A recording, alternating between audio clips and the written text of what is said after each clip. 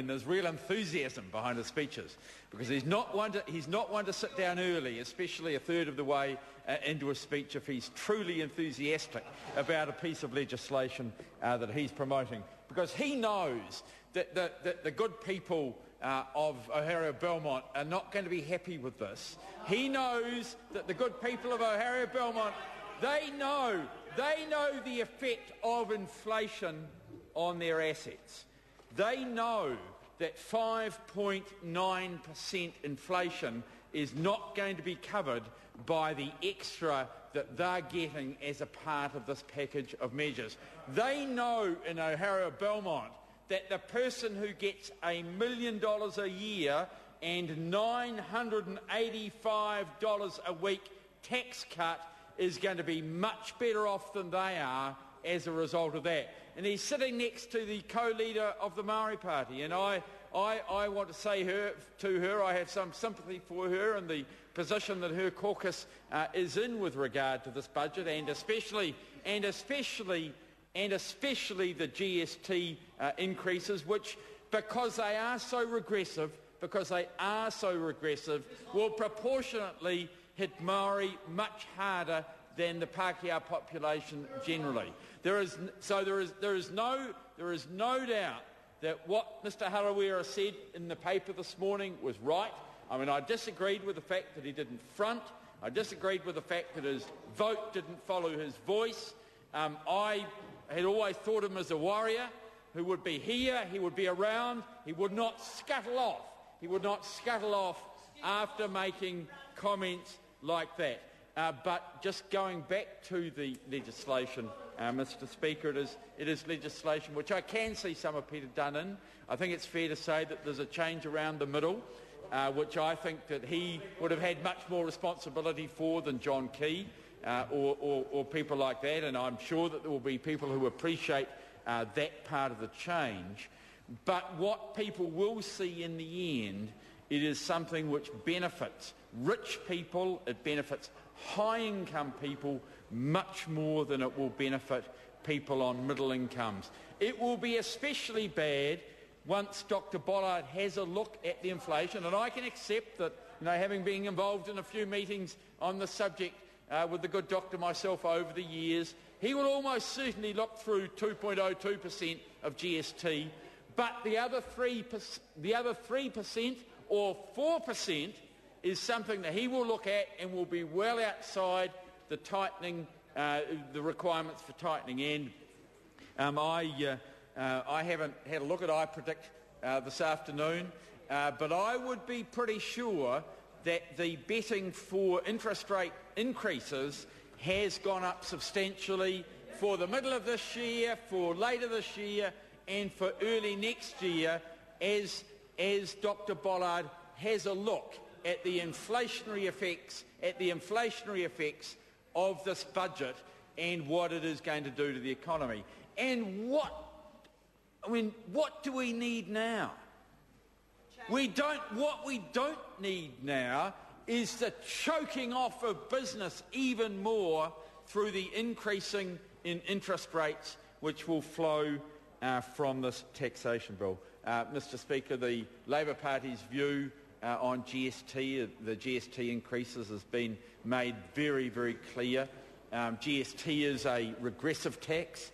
It is a tax which disproportionately hurts poorer people. Increasing it hurts them more than it hurts anyone else.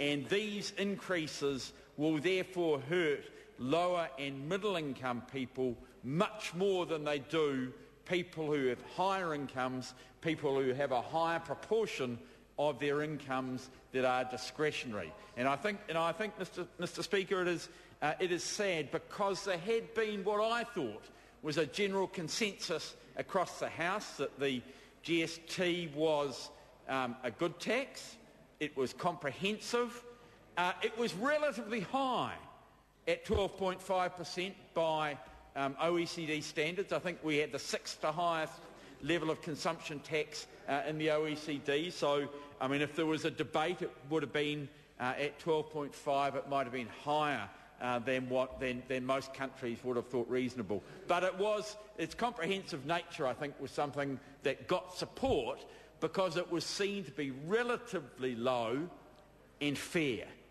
And what the Minister has done in the legislation that he's promoted is started to unravel that. Because as people see the GST going up, they see us heading right up into the very top of the developed world for this type of tax. What we will see is a support for it beginning to unravel, and clearly the Maori Party led the way on that. I mean, I have made my views clear on the Maori Party's approach. The idea that you exempt all poultry and all vegetables, so Kentucky Fried and chips becomes GST free as healthy food. No, that is under the definition of the Maori Party bill that's on the table of the House. Kentucky Fried and chips would be healthy food on their definition. And the problem, I say to Peter Dunn, is that as you put the rate up, what you do is you open it up to that sort of approach, which I think undermines it. And I accept what the member says, that as he puts the tax level up, he opens it up to a number of other suggestions which would not have arisen if he had not taken the leadership in the way that he has done in promoting this bill. And I think it would have been better to stay with the 12.5% and to stay comprehensive. But that's something which I think the member knows. The member knows my views on that. What I think is really happening here, and I'd be interested when he does come to make his reply on the Minister's views on this, is we've really got about three things happening.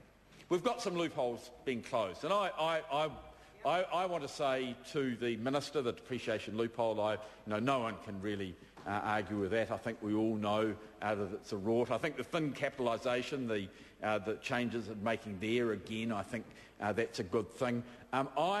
I'm not there yet on the company tax changes. My view is that the major beneficiary of that will be the Australian banks, because for New Zealand companies, of course, company taxation is effectively a withholding tax, and with the imputation credits, it is a matter of timing rather than absolute amounts, and I'm glad Mr Woodhouse is agreeing with me.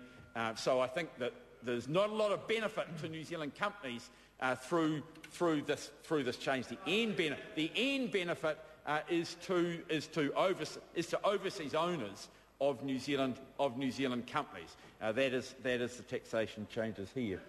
But the effect from my view is that the closing of those rorts has effectively given some money which lower income and middle income people have got in order to do the offset of the GST for them. But the revenue from the GST is what is effectively paying for the massive tax reductions for the high income people. Now, people on income similar to the Prime Minister's full income getting about $1,000 a week. People like the Prime Minister getting about $1,000 a week in the hand as a result of these changes. And I just say, as Kiwis, do we think that's fair? I say to Paul Hutchison, I think most of his voters would have been happy if they'd raised the threshold for the 38 cent rate up to, say, 150,000 or 120,000. I think his voters would have said, yes, we like that, and we think it's fair when you're earning $1 million a year as the Prime Minister and a number of his mates are, or receiving. I don't want to say that he's earning it, because it's receiving $1 million a year, have $1 million of taxable income. Do we really think that those people should have? Do most Kiwis think that they should get an extra $1,000 a week? No, we don't. No, we don't. We think it's fair for them to make a contribution to our system. This is a tax switch bill. It is a switch from the poor that his to the time rich. has expired.